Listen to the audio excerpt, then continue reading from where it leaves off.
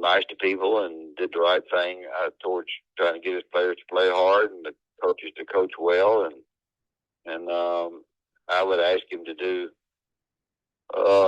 make some phone calls for me on to prospects that might be considering Alabama, because people that came in recruited against us, used football against us, said that we didn't want a basketball program. Football was the kingpin. Of course, it was the kingpin, but he wanted to have a good basketball team too.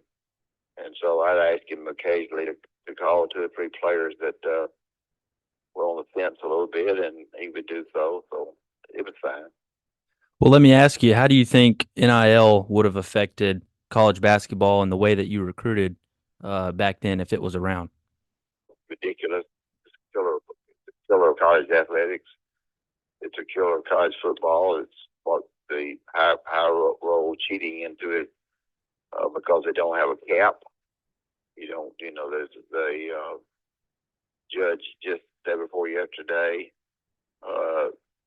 did not fine Virginia or Tennessee. It's a temporary thing, but took the side of the NIL that you can do whatever you need to do at the present time. I'm not sure that's going to stay that way, but the NIL and transfer portal are two very difficult things. You can't seem to, a kid may want to transfer once maybe because of a particular problem, but to continue to transfer over and over and over is not good.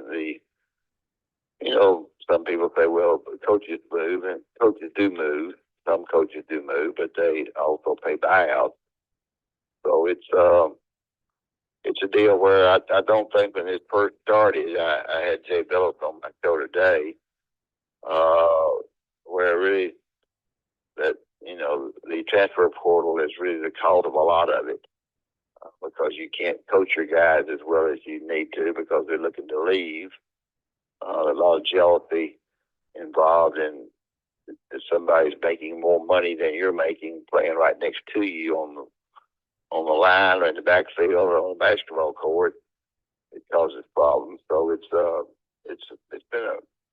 it's a unique situation in that Congress is not into it yet. They're going to have to find a cap on it to make it halfway decent, and they haven't found a cap yet. And they're going to have to make employees out of them. And when they make employees out of them, and they're going to have to pay state tax and those kind of things. The other factor too is that each state has different rules, and that makes it more complicated, more difficult. So I think it's gone a long way in answering your question, but Coach wouldn't have liked it at all, and just as Nick Saban doesn't like it at all.